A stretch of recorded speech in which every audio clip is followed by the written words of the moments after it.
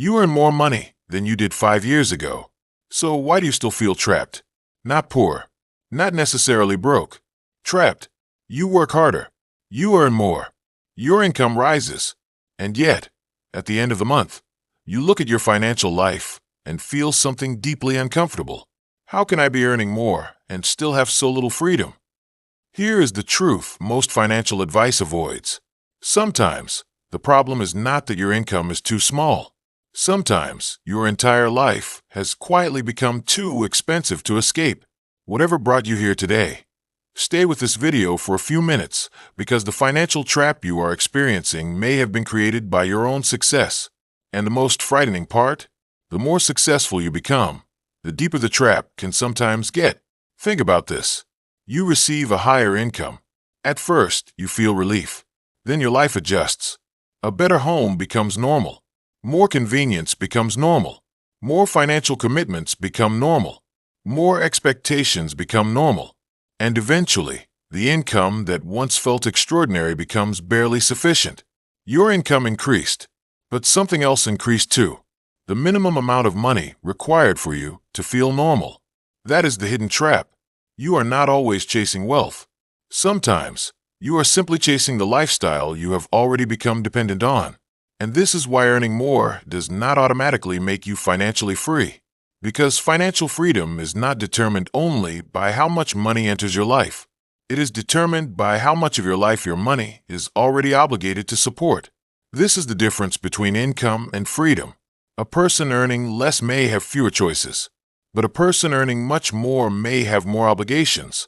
And when every month begins with money already promised to debt, housing, lifestyle, family expectations, subscriptions, consumption, and emotional spending, your income may be large, but your freedom may be tiny. You are earning money, but the money is not creating options. It is simply maintaining the machine, and the machine is your life. Here is where the psychology becomes dangerous. Human beings rarely compare their lifestyle with their past. They compare it with what they can see now. And modern technology has transformed the scale of comparison. Artificial intelligence expands productivity. Advanced computing accelerates innovation. Digital platforms expose you to endless opportunities and lifestyles. You can see what other people own, where they travel, how they live, what they achieve. And slowly, without noticing it, your definition of enough begins to move. You do not necessarily become greedy. You simply become surrounded by evidence that you should want more. And the human mind is remarkably good at converting exposure into expectation. First, something looks luxurious. Then it looks desirable. Then it looks normal. And finally, not having it begins to feel like deprivation. This is how lifestyle inflation quietly captures people. Not through one dramatic financial mistake, through thousands of tiny psychological adjustments.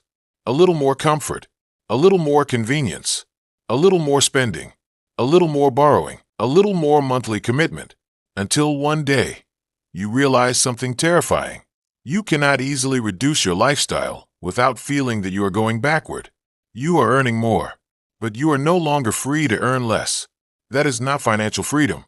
That is financial dependence, wearing the clothing of success. And this is why budgeting alone cannot solve the problem. A budget can tell you where your money went, but it cannot always explain why you needed to spend it. That requires psychology. Why did you buy comfort? Why did you upgrade? Why did you take on another commitment? Why did you feel that a higher income gave you permission to increase your lifestyle immediately? Because money is rarely only about money. Sometimes spending is emotional regulation. Sometimes it is social comparison. Sometimes it is compensation for exhaustion. Sometimes it is an attempt to prove that your struggle was worth it. You work harder. You become more stressed.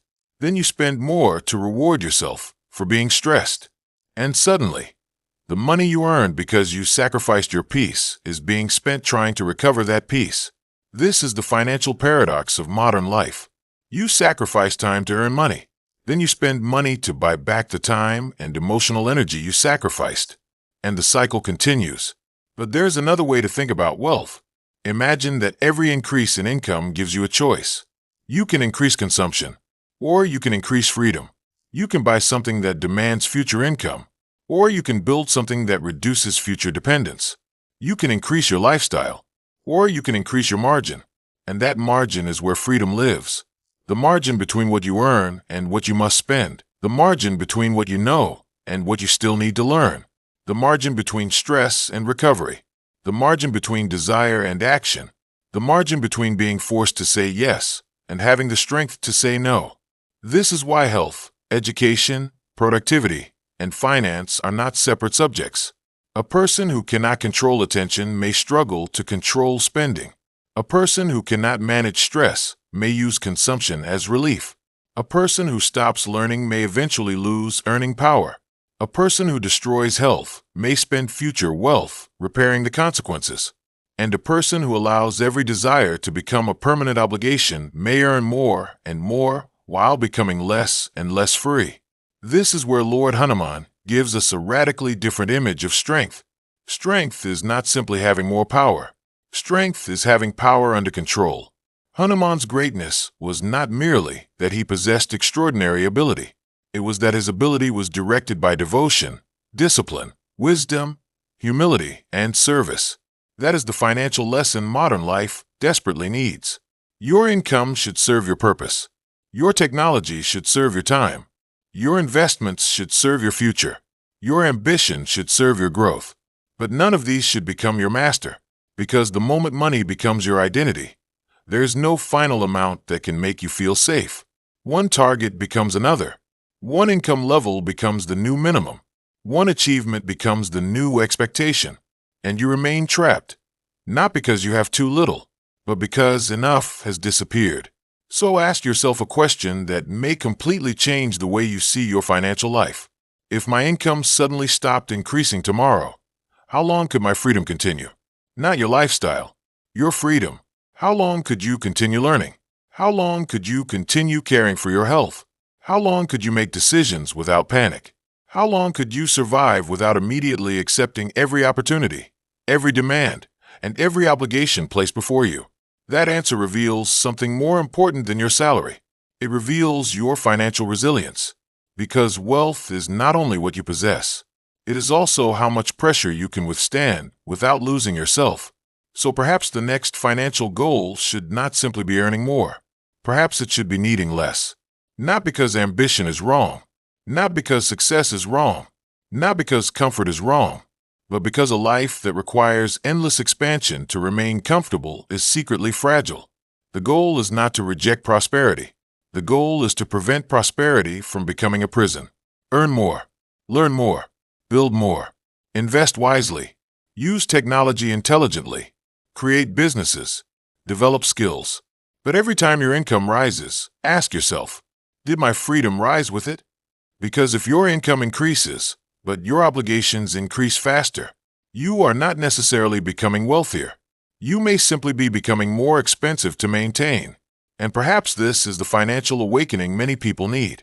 The greatest sign of progress may not be that you can afford more. It may be that you are no longer psychologically controlled by needing more. That is where gratitude becomes powerful. Gratitude does not mean giving up ambition. It protects ambition from becoming endless hunger. Be grateful for the money that arrives. Be wise about the money that remains. Be disciplined about the commitments you accept. Be patient with investments. Be honest about your desires. Be courageous enough to simplify.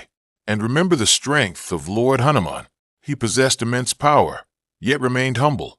He performed extraordinary service, yet did not make the service about himself. He acted with fearlessness, yet with wisdom.